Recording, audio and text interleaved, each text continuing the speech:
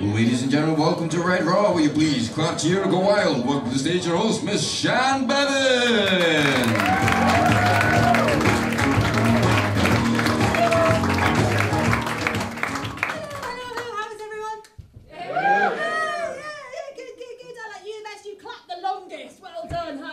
Inappropriate 3 extra claps there. Hi, I'm Shan. I'm the host for tonight because it's Red Raw. Can I get a woo? Woo! So give me a cheer if you have been to Red Raw before. Woo! Okay, let's get to it. Give me a cheer if you have never been before. Woo! Oh, give me a cheer if you're lonely.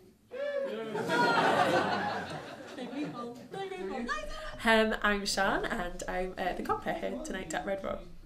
The compere is the person who holds the night together and just kind of comes on between the acts, makes sure everyone's okay, that they know what they're doing, puts down the super nanny rules of like, this is what's going to happen, and then introduces the acts in hopefully a professional manner. I love this week. I love this week because this is the week when it's basically everyone's just given up at work. It's really nice. You're just kind of going, and people are kind of going, oh God, I've got so much to do before I go home. Is it snowing? Better check the Met Office website and BBC. Is it snowing? Shit, I've got so much to do! Looks like so. I best go home.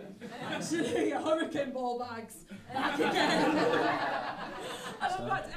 The Stand's just the best club in Scotland, definitely, and in the UK.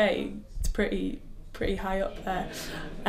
It's a place where you can experiment. It's a place where you can actually, it's an amazing training ground for new comedians. You can actually find your voice. They're very supportive, and there's just nowhere else like it. There's just nowhere else like it in terms of actually producing interesting new talent.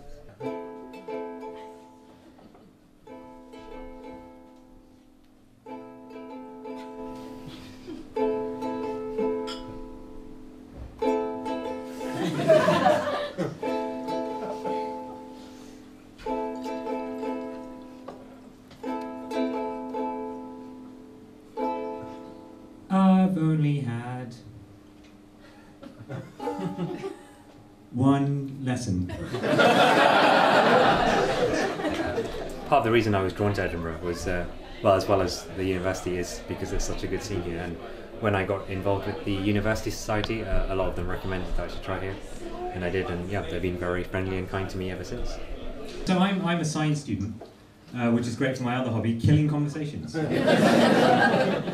Part of my work involves rewriting well-known sayings so that they're more scientifically accurate.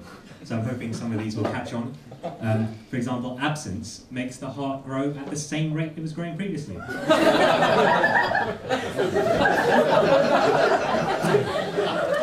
Or laughter is not that much better than placebo. Or my personal favourite, there are some things money can't buy. For everything else, there's money. How are we all tonight? Very good. Oh, come on, people, I'm sure we can do better than that. It's Monday night, that's like the 5th best night of the week. How are we all tonight? We good? Yes, enthusiasm, love it, this guy especially. It's a high, getting laughs, really, simple as that. Lots of people have got different hobbies, play football at the weekend or whatever, this is kind of a mine, but now I'm actually getting somewhere and getting maybe some money out of it, just going all around the country and so on, and so yeah, can't ask for any more than that, a hobby. I'm always trying to keep up with the news and all that sort of thing, right, try topical material since I'm doing comedy, but I don't know about you, I can never take it seriously, right, newspapers. I don't know if you've seen this one the other day actually, they were saying that after 2 weeks of searching, they finally found that paedophile guy that was on the run down in Lincoln or somewhere, and I had this quote from one of the police officers saying, he was a very disturbed individual indeed. He had paedophile written all over him. I'm like, hold on, it took you 2 weeks to find this guy. Paedophile, oh, fucking I think when I was a teenager I was just really insecure and awkward, and I wanted to do the opposite of that, so that's why I wanted to do stand-up, just to sort of push myself. It was the end of first year, and me and my friends had gone for a night out. Sort of everyone was feeling like it's at the end of a bit of an era. It wasn't an era, it was just a sort of shitty 6 months. And we went out and we had a nice time. We came back to get some snacks from a 24-hour shop. And as we were leaving, there was like a mix of guys and girls in our group. A guy went up to one of the girls and spat in her face. And we were all like, oh, that's probably bad enough for our staff to do something. So one of us went up to him and was like, hey mate, don't be a fucking dickhead. And he was like, you what? You fucking what? Which is better, you know. And by the way, that's called talking in Ebonics. But here's a top tip. Don't use that as a fun fact at the time. Otherwise it really gives them the sense they've got the right people to fuck with.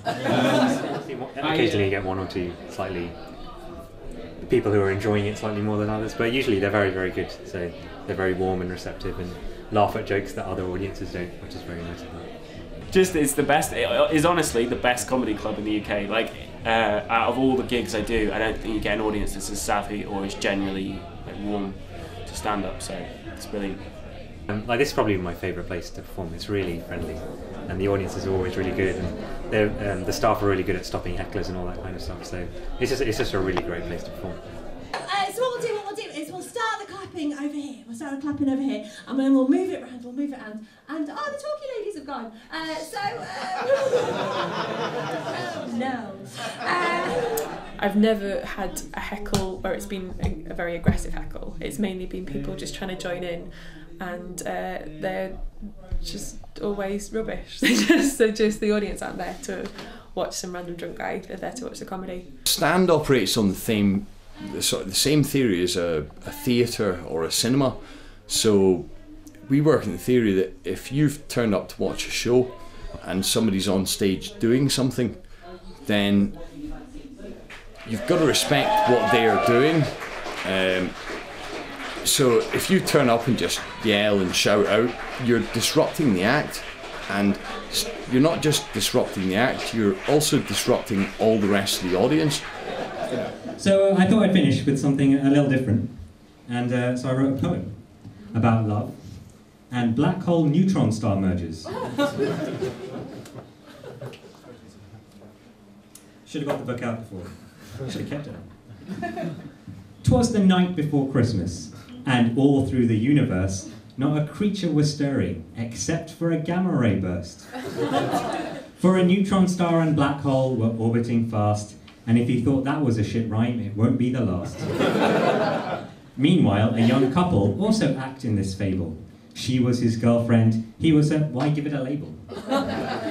Their tale is no different, two bodies that merge, except stars due to gravity, not beer-induced urge.